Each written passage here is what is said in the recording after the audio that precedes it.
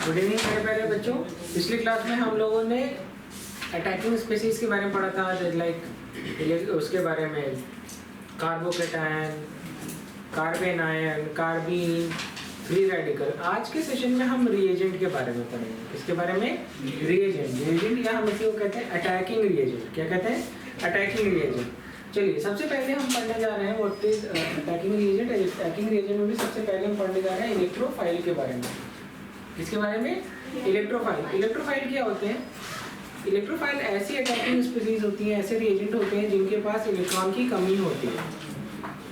तो they are electron deficient.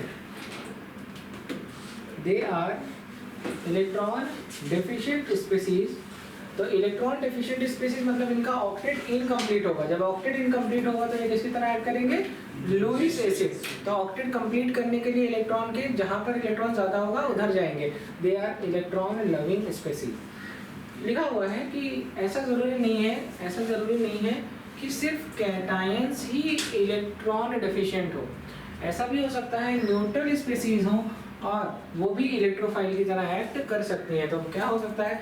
या तो ये इलेक्ट्रॉन डेफिशिएंट हो या फिर ऐसी न्यूट्रल स्पीसीज हो जो इलेक्ट्रॉन पेयर को एक्सेप्ट कर सके।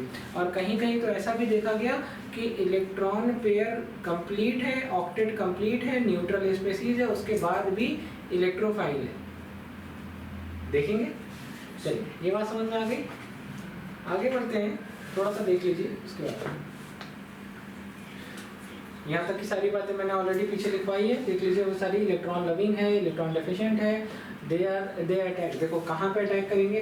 They attack the side of a high electron density. वही बात हो गई, जहाँ पर इलेक्ट्रॉन ज़्यादा होगा। इसके बाद क्या लिखा है? या तो ये पॉजिटिवली चार्ज होंगे या तो ये न्यूट्रल मॉलिक्यूल होंगे। और यहाँ पर ऑक्टेट क्या होगा? Incomplete generally. अब हम आगे की बात करते हैं। देखो यहाँ पर देखिए, लुईस एसिड की तरह बिहेव कर रहे हैं। They accept electron pair from the substrate to form the covalent bond. Example देखिए, पॉजिटिवली चार्ज स्पीसीज, जितनी भी पॉजिटिवली चार्ज स्पीसीज है सबकी सब इलेक्ट्रोफाइल होंगी, डैम श्योर। तो याद करने की जरूरत है। 2 4 10 याद करते हैं ना हम लोग एग्जाम में, बुक में लिखे होते हैं 2 4 इलेक्ट्रोफाइल, तो हम लोग उसको याद कर लेते हैं। अरे यार यही आएगा, यही इलेक्ट्रोफाइल है। नहीं, हमसे पढ़ रहे हैं। तो आपको ये पता होना चाहिए तरीका कि जितनी भी पॉजिटिवली चार्ज स्पीसीज है सबकी सब क्या होंगी? इलेक्ट्रोफाइल। अब बात आती है, देखो न्यूट्रल स्पीसीज में यहाँ पर BF3 लिखा है तो 3 सिग्मा बॉन्ड है। बोरॉन के आउटर मोस्ट शेल में 3 इलेक्ट्रॉन होते हैं। तो 3 और 3 इसके 6 ही तो इलेक्ट्रॉन हुए। कितने इलेक्ट्रॉन हुए? 6 इलेक्ट्रॉन। AlCl3 6 इलेक्ट्रॉन, क्योंकि बोरॉन फैमिली का ही तो एल्यूमिनियम भी है। 6 इलेक्ट्रॉन। तो ये न्यूट्रल स्पीसीज है और क्या है? ऑक्टेट इनकम्प्लीट है। जब यहाँ पर देखते हैं कि करके पढ़ते हैं। अब यहाँ पर देखिए क्या लिखा है कि इलेक्ट्रॉन डेफिशिएंट कैटायन जो कि इलेक्ट्रोफाइल की तरह बिहेव कर रहे हैं, उसमें सबसे पहला है हेलोनियम आयन। कौन से ion? This is halonium ion. Like अगर Cl+ है तो chloronium ion, bromonium ion, iodinium ion. ठीक है, ये कहाँ पर यूज होता है? In the halogenation of benzene. जैसे बेंजीन से बेंजीन हैलाइड या बेंजाइल हैलाइड बनाने के लिए हम किसका यूज करेंगे? हेलोनियम आयन का। चलो इसके बाद क्या लिखा है? Nitronium ion. Nitronium ion.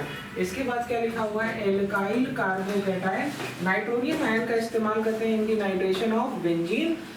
In the nitration of benzene, nitrobenzene banana. Nitration of benzene मतलब बेंजीन से नाइट्रोबेंजीन बनाना। क्या बनाना? नाइट्रोबेंजीन। तो वहां पर हम ये इलेक्ट्रोफाइल यूज करेंगे।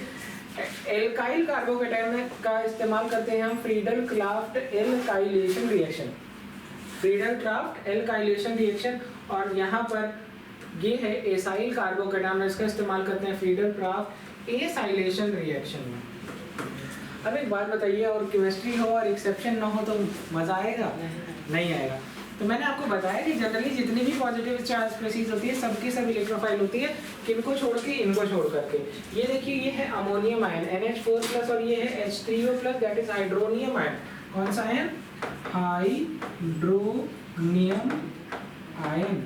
अमोनियम आयन और hydronium ion. Ammonium ion 8 electron है, ऑक्टेट कंप्लीट है, जबकि इलेक्ट्रोफाइल या लुईस एसिड होने के लिए ऑक्टेट इनकम्प्लीट होना चाहिए। अगर है भी तो है, अभी तो कह रहे सावंत, अभी कुछ देर पहले तुमने बोला था कि ऑक्टेट कंप्लीट भी हो सकता है फिर भी इलेक्ट्रोफाइल होगा। तो वो बात सही है, लेकिन नाइट्रोजन के केस में नाइट्रोजन के पास किसी भी तरीके का डी ऑर्बिटल नहीं होता, तो ना कोई भी वैकेंट डी ऑर्बिटल नहीं होता। देखो नाइट्रोजन फैमिली में क्या आएगा 2s2 2p3 राइट, और सेकेंड सेल में डी तो सब सेल होता ही नहीं, थर्ड सेल से शुरू होता है। चलो ये बात समझ में आ गई, यहाँ तक समझ में आ गया। अब हम बात करते हैं यहाँ पर H3O+, तो आप देख ही रहे हैं, मुझे लगता है कि आपको आता भी होगा H3O+। ये तो मैं ऐसे ही मजाक में आपको डायग्राम बना के दिखा रहा हूँ, आप लोग तो बहुत तेज हैं। तो ये है आपका हाइड्रोनियम आयन और ऑक्टेट कंप्लीट है, इसलिए ये नहीं हो सकता इलेक्ट्रोफाइल। अब यहाँ पर एक बात लिखी हुई है कि ऐसी रिएजेंट अटैकिंग स्पीसीज जिनकी ये तो लिखा चुका हूँ, कितनी बार लिखोगे, पढ़ा चुका हूँ, ये भी पढ़ा चुका हूँ। हाँ यहाँ पर ये बातें बात ये मजेदार है। बात है न्यूट्रल स्पीसीज की, किसकी है बात है न्यूट्रल स्पीसीज की, और न्यूट्रल स्पीसीज जिनके सेंट्रल एटम का ऑक्टेट क्या है इनकम्प्लीट है। हाँ BX3 like BH3 BF3 example था ना अभी हम लोग ने किया था BF3, उसके पास भी 6 electron. Central this is central metal, central ये तो देखो डाइक्लोरोकार्बन याद आ गया, देखा भी होगा, याद भी आ गया।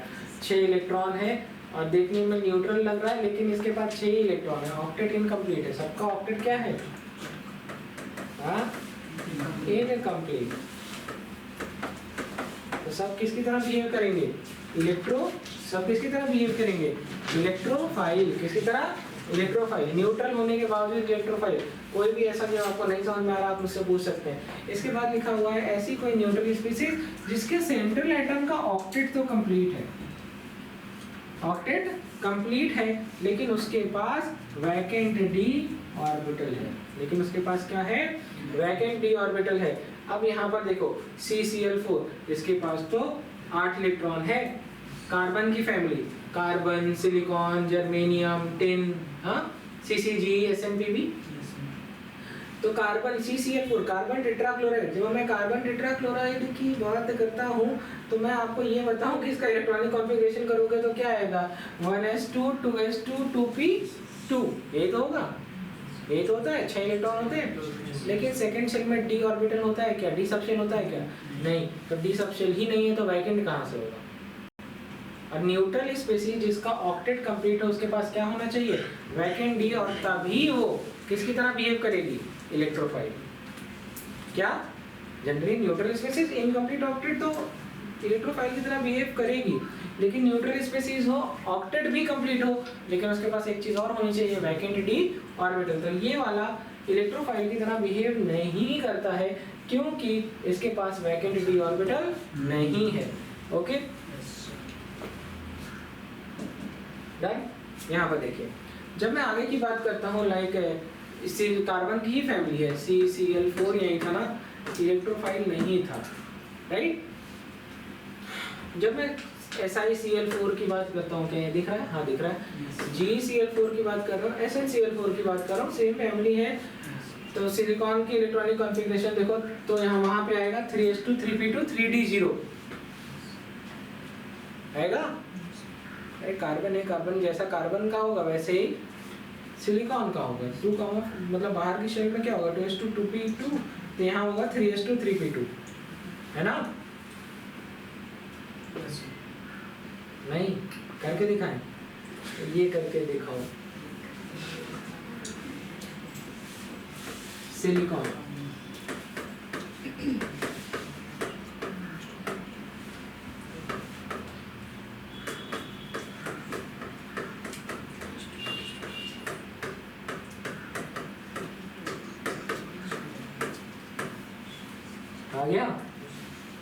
आ गया कि नहीं आ गया, आया ना। वैकेंट डी ऑर्बिटल दिख रहा है, एक को नहीं है, 0 है, समझ में आ गया। चलो तो ये सब किसकी तरह, इनके पास वैकेंट डी ऑर्बिटल है तो किसकी तरह बिहेव करेंगे इलेक्ट्रोफाइल की तरह। अब एक बात लिखी हुई है, बहुत इंटरेस्टिंग बात लिखी है, ऐसी स्पीसीज जिनके बीच में क्या प्रेजेंट है multiple bond, multiple bonded species जिसमें मल्टीपल बॉन्ड प्रेजेंट है किसके बीच में दो डिफरेंट इलेक्ट्रोनेगेटिविटी के बीच में, दो डिफरेंट इलेक्ट्रोनेगेटिविटी के बीच में, लाइक कार्बन डाइऑक्साइड, अरे कार्बन डाइऑक्साइड, ये देखो कार्बन डाइऑक्साइड, कार्बन डाइऑक्साइड तो लिखा हुआ है multiple bond is present between two different species, और सॉरी स्पीसीज क्या लिखा है, multiple bond is present between different electronegativity, दो स्पीसीज है लेकिन इनकी इलेक्ट्रोनेगेटिविटी अलग है। इतना लिखवा दे, क्या आगे बढ़े, नोट कर लेंगे क्या आप लोग? जल्दी बताइए, फिर आधे लोग बाद में कहते हैं सावंत में लिख नहीं पाऊंगा, बिना लिखवाए आगे बढ़ गए। चलो नोट करो, चलो यहाँ तक सब समझ में आ गया। अब हम लोग इसके आगे का टॉपिक डिस्कस करते हैं। सबसे अब आती है बात न्यूक्लियोफिलिक या न्यूक्लियोफाइल। ठीक है, अगला टाइप का रिएजेंट है कौन सा, न्यूक्लियोफाइल। अब यहाँ पर कुछ इंटरेस्टिंग बात है। सबसे पहली बात क्या लिखी हुई है, न्यूक्लियस लविंग, या आप कह सकते हो इलेक्ट्रॉन हेटिंग। क्या कह सकते हो, इलेक्ट्रॉन हेटिंग। न्यूक्लियस मतलब पॉजिटिव चार्ज को अट्रैक्ट करना चाह रहे हैं। दूसरी बात लिखी हुई है कि ये इलेक्ट्रॉन रिच स्पीसीज है। तीसरी बात ये लिखी है, they attack the site of low electron density, मतलब जहाँ इलेक्ट्रॉन की कमी होगी।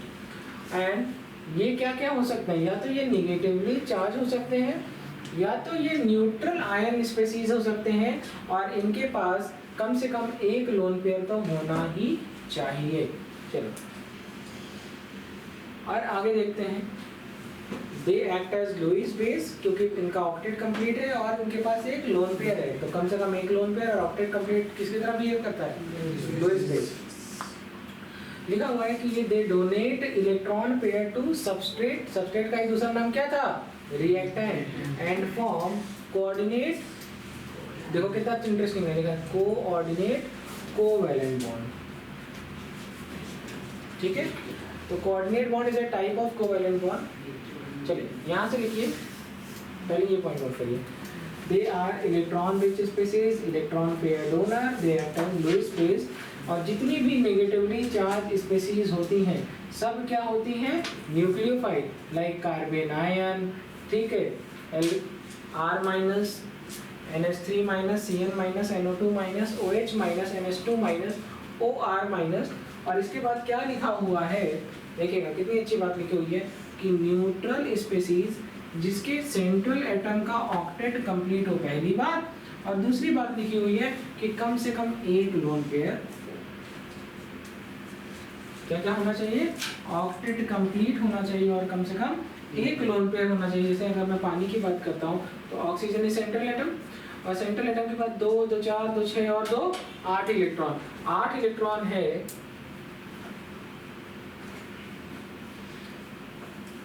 8 इलेक्ट्रॉन है और 2 लोन पेयर है। इसके पास भी 8 इलेक्ट्रॉन है, इसके पास भी 8 इलेक्ट्रॉन है, एक लोन पेयर है। इसके पास भी RNH2 के पास भी 8 इलेक्ट्रॉन है, इसके पास भी 8 इलेक्ट्रॉन है, इसके पास भी 8 इलेक्ट्रॉन है। लेकिन जब हम बात करते हैं CCl2 की, तो CCl2 के पास 6 इलेक्ट्रॉन है। कितने हैं, 6। लोन पेयर देख के बच्चे गलतियां कर सकते हैं, इसके पास लोन पेयर जरूर है लेकिन इसका ऑक्टेट इनकम्प्लीट है, तो ये लुईस बेस की तरह नहीं, लुईस एसिड या इलेक्ट्रोफाइल की तरह बिहेव करेगा। नोट करिए, ओके, यहाँ तक हो गया। अब यहाँ पे 1-2 पॉइंट ऐड कर लीजिए, हालांकि जरूरत नहीं है, तो लिखो ये पॉइंट नोट करो, they donate an electron pair to reactant और substrate and form coordinate covalent bond. ठीक है, एक बार लिखो, दे डोनेट, बोल रहा हूँ, they donate electron pair to substrate and form a coordinate covalent bond. बस इसी का दूसरा नाम क्या है, डायरेक्टिव बॉन्ड। कोई बात नहीं, और कुछ लिखना है, देखो ये पॉइंट नोट कर लो, सबस्ट्रेट लिख नहीं पाते, coordinate covalent bond, coordinate covalent bond. Okay done, यहाँ पे नोट करिए, ये पॉइंट नोट करिए। कोऑर्डिनेट कोवेलेंट बॉन्ड होता है। यहाँ लिखिए they attack the site of low electron density in the reactant. They attack the site of low electron density in the substrate या reactant. Done? बस यही एक पॉइंट नोट करना है। They attack the site of low electron density in the substrate. Substrate का दूसरा नाम क्या है? Reactant. ठीक है? यहाँ पे ये नेगेटिवली चार्ज स्पेसीज और न्यूट्रल स्पेसीज वाली बात आपने ऑलरेडी लिख ली। चलिए अब यहाँ पे एक बहुत इंटरेस्टिंग बात लिखी है, देखो कितनी अच्छी बात लिखी है। मल्टीपल बॉन्डेड स्पेसीज है, लेकिन जो मल्टीपल बॉन्ड है वो it is present between atom of same electronegativity. यही सबसे इंपॉर्टेंट है। देखो यहाँ कार्बन और कार्बन के बीच में मल्टीपल बॉन्ड है, वहाँ पर कार्बन ऑक्सीजन के बीच में मल्टीपल बॉन्ड था, कार्बन नाइट्रोजन के बीच में मल्टीपल बॉन्ड था। तो वहाँ पे एक बात बोली थी कि एटम ऑफ डिफरेंट सल्फर और ऑक्सीजन के बीच में मल्टीपल बॉन्ड था। यहाँ पर क्या है, सेम इलेक्ट्रोनेगेटिविटी वाला होना चाहिए। तो इनके इसके बीच में जो इलेक्ट्रोनेगेटिविटी का डिफरेंस होगा वो क्या होगा, जीरो। वहाँ जीरो नहीं होगा। नोट करते रहिए, नोट करते रहिए, नहीं तो बाद में आप लोग कहीं से नोट नहीं कर पाए। ऐसे बोलते हैं हम लोग एम्बिडेंट न्यूक्लियोफाइल। कौन सा न्यूक्लियोफाइल? Ambient nucleophile. ऐसे एम्बिडेंट न्यूक्लियोफाइल आपने जानते भी होंगे। एम्बिडेंट लिगेंड आपने सुना होगा, कोऑर्डिनेशन कंपाउंड में एक चैप्टर रहा है, वहाँ पे आपने बहुत अच्छे से इस बारे में बात सुनी होगी कि ऐसे न्यूक्लियोफाइल, ऐसे लिगेंड जो जिसके दोनों एटम बॉन्ड बनाने में सक्षम है। यहाँ पर उसी की तरह न्यूक्लियोफाइल है, ऐसा न्यूक्लियोफाइल जिसके दो न्यूक्लियोफिलिक सेंटर है। कितने हैं? एक बार CN हो सकता है, एक बार कार्बन भी हो सकता है और नाइट्रोजन भी हो सकता है। ये भी बॉन्ड बना सकता है, ये भी बना सकता है। इसी तरीके से नाइट्रोजन भी बना सकता है और ऑक्सीजन भी बना सकता है। तो ऐसे न्यूक्लियोफाइल जिसके पास दो डिफरेंट न्यूक्लियोफिलिक सेंटर होंगे उनको कहेंगे हम एम्बिडेंट न्यूक्लियोफाइल। नोट करिए। अब हम लोग पढ़ेंगे एम्बीफाइल। क्या पढ़ेंगे? एम्बीफाइल। ये बच्चे कह रहे हैं ये आदमी इतना लिखवा रहा है जैसे किताब न लिखवा दे। एम्बीफाइल टॉपिक ही ऐसा बेटा, जब एग्जाम में बैठोगे तब तो मुझे याद करोगे कि सावंत क्या क्या टीचर था और हर तरीके के क्वेश्चंस करा देता था। It act as both electrophile and nucleophile. मतलब सिचुएशन के हिसाब से यहाँ पर देखिए, यहाँ पर पार्शियल पॉजिटिव चार्ज है तो मतलब ये वाला रीजन किसकी तरह बिहेव करेगा? इलेक्ट्रोफिलिक सेंटर के लिए। और ये क्या है? Nucleophilic centre. तो ये देखिए RCHO, RCOR, RCN। ठीक है, एक छोटा सा एग्जांपल से दिखाते हैं। जैसे ये है HCN को जब आपने तोड़ा तो ये साइनाइड आयन और ये H+ आयन। अब यहाँ पर देखिएगा, आपने ये बॉन्ड तोड़ा, मतलब ये बॉन्ड हेटेरोलिसिस होगा ना, हेटेरोलिसिस। तो इसके ऊपर आएगा पार्शियल नेगेटिव चार्ज, इसके ऊपर आएगा पार्शियल पॉजिटिव। तो साइनाइड आयन कहाँ करके लग जाएगा? यहाँ पर, क्योंकि साइनाइड आयन इज न्यूक्लियोफाइल और न्यूक्लियोफाइल को कौन सी जगह पसंद आती है? जहाँ इलेक्ट्रॉन की कमी होती है। तो यहाँ इलेक्ट्रॉन की कमी है और इसको कौन सी जगह पसंद आएगी? जहाँ इलेक्ट्रॉन ज्यादा है ना? यही तो लिखे थे, इसीलिए उसको लिखवाए भी थे। तो देख क्या यहाँ पर देखो क्या प्रोडक्ट बना, साइनोहाइड्रिन। ओके, नोट कर। अब टॉपिक देखिए, अब इसको आगे देखते हैं। सबसे पहले एम्बीफाइल मैंने आपको पढ़ा दिया, साइनोहाइड्रिन आपको एक एग्जांपल भी करा दिया। ठीक है, अब यहाँ से देखिए, अब बात आती है न्यूक्लियोफिलिसिटी। साइनोहाइड्रिन बेटा बना दो। अब बात आती है न्यूक्लियोफिलिसिटी से। ये इंटरेस्टिंग। न्यूक्लियोफिलिसिटी का मतलब है कि न्यूक्लियोफाइल की ताकत। किसकी ताकत? न्यूक्लियोफाइल की ताकत। या कौन सा न्यूक्लियोफाइल ज़्यादा रिएक्टिव है, कौन सा न्यूक्लियोफाइल कम रिएक्टिव है, कैसे पता करेंगे? तो लिखा हुआ है reactivity of nucleophile is called nucleophilicity. अब एक बात लिखा है, देखो यहाँ अमोनिया है और यहाँ एमीन है, मतलब H2- है। और यहाँ पर क्या हाइड्रोक्साइड आयन है, यहाँ वाटर है, यहाँ H2H है, यहाँ HS- है। एक बात लिखी हुई है कि सेम स्पीसीज है, लेकिन क्या लिखा? इस anion are better nucleophile than their neutral species. तो ज्यादा अच्छा न्यूक्लियोफाइल कौन होगा? एनायनिक फॉर्म इसके न्यूट्रल फॉर्म से ज्यादा अच्छी न्यूक्लियोफिलिक स्ट्रेंथ रखती हैं। बात समझ में आ गई? चल ये बात नोट करना है, नहीं करना? कहाँ खो गए थे? लिखा हुआ है ये सेम स्पीसीज है, एक पे लोन पेयर और एक पे नेगेटिवली चार्ज स्पीसीज है। लिखा हुआ है anion are better nucleophile than its. ऐसा नहीं, इसका और इसका कंपैरिजन नहीं हो रहा है, इसका कंपैरिजन हो रहा है सेम टाइप की स्पीसीज का। तो वाटर और हाइड्रोक्साइड आयन में ज़्यादा अच्छा न्यूक्लियोफाइल कौन है? Hydroxide ion. इसी तरह H2S और HS- में ज़्यादा अच्छा न्यूक्लियोफाइल कौन है? इसी का एनायनिक फॉर्म है। ओके, समझ में आ गई बात? नोट कर लिया? नोट करिए। लड़के भी जो है एक दूसरे को नहीं छोड़ रहे हैं। चलिए यहाँ पे देखिए क्वेश्चन, कोई बात बेटा नहीं, बेटा पीछे से मत आना, तुम्हें भी धोखा हो सकता है। मैंने तो आप देख लिया, अपोजिट होते तो मैं क्लास से निकाल भी देता। तुम लोग same charges attract each other कैसे हो?